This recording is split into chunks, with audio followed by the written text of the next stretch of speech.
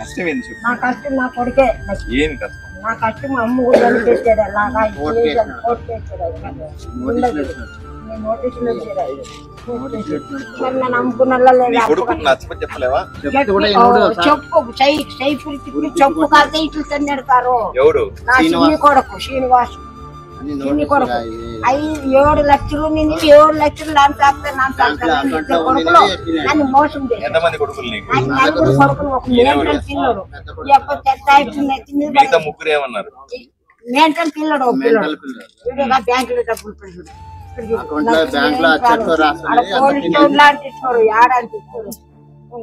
ఎందుకు ఆపుతున్నాడు? ఏం కావాలి? అమ్మే అప్పు కట్టాలని కట్నీడు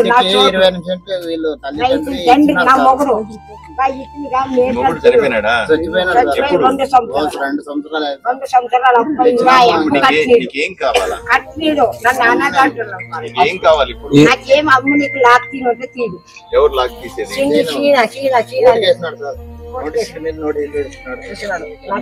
అట్లా కదమ్మా, మీ ఇంట్లో మీ కొడుకు నచ్చ చెప్పలేవా నువ్వు?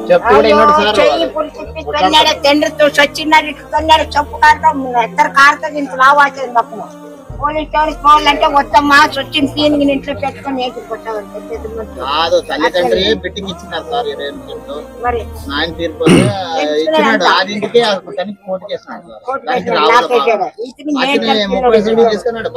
3 లక్షలు బాగానికి వచ్చింది. 30 సెంట్లు తీసుకున్నాడు. మళ్ళీ అకౌంట్ లో డబ్బులు కొత్తపురం రోడ్డుకుందండి. అంతా 25 సెంట్లు ఇల్లు కట్టింది. అలా ఎక్కడన్నారు చేను ఉంది సార్.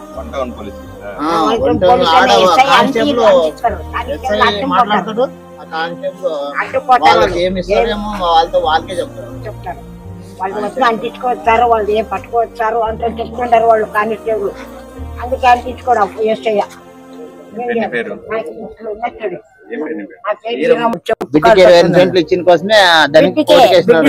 అట్లా కదమ్మా. నేను చెప్పేది ఏంటంటే నువ్వు నలుగురిని కన్నావు. ఒకడున్నాడు, ఒకడు మెంటల్ పని చేయడు, మిగతా వాడికి నచ్చ. బంధువులంతా ఏమైనారు?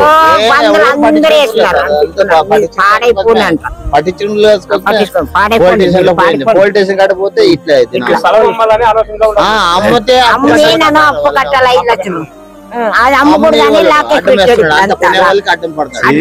లేడా? నాకు ఇట్లు బాధ ఉంది సార్. నన్ను దానికి అన్నదాటలు నా పేరు మీద ఇద్దరు పేరు మీద ఇచ్చింది. ఏం పేరు? నీ పేరు? నా పేరు ఈరమ్మ. ఏం చేయాల అప్పు తెచ్చిండు అన్న గారు. నమస్తే సార్. ఈరమ్మ అని ఒక పెద్ద ముసలామె తిరుగుతా ఉంది. ఆమె వాడు కొడుకు ఒకడు నోటీస్ ఇచ్చి శ్రీనివాస్ అన్నవాడు 4 కొడుకులు ఒకడు పెద్ద ఆయన వేసుకుని నా దగ్గర తిరుగుతా ఉంది. చిన్నవాడు మెంటల్ రిటార్డెడ్, ఇంకొకడు సీనా అని అంటాము. నేను ఆమె చెప్పిన నేను కొడుకును సర్ది చెప్పుకోలేవా అంటే చేయలేము అంటున్నాడు. మరి ఈమె మీద అనాథ శరణాలయంలో చేరతాను, నాకు తిండి పెట్టేవాళ్ళు లేరు అంటది. ఈమె సంగతి చూసుకుందాం మనం. ఈమె అనాథ శరణాలయంలో చేరుస్తామా లేదా మనమే పెట్టుకుని ఎక్కడో చోట ఏర్పాటు చేయడం పెద్ద కష్టం కాదు. కానీ ఈమెకున్న అప్పులు తీర్చాలా అన్నది ఈమె బాధ.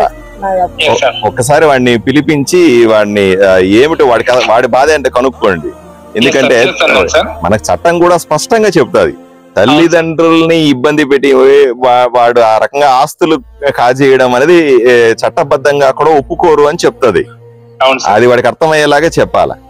రెండోది ఏమిటి, ఈమెను కొట్టినాడు, తనినాడు, చనిపోయిన రోజే వాళ్ళ భర్త చనిపోయిన రోజు అని అది కూడా తప్పు. వాడు చేసి అట్లా ఏదైనా ఉంటే ఆస్తుపాస్తులు ఏదైనా ఉంటే తేల్చుకోవాలి, కానీ అట్లా చేయకూడదు.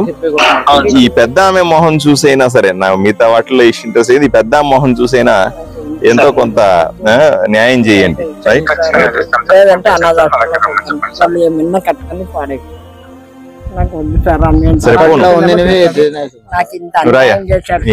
వంట నెంబర్ తీసుకొని పని అవుతుంది లేదా ఫాలో అప్ చేసుకో. సతాయిస్తాడు సార్. సరే చెప్పినా కదా అమ్మకూడదని లాకేసి పెట్టాడు అంతా. అమ్మకూడదని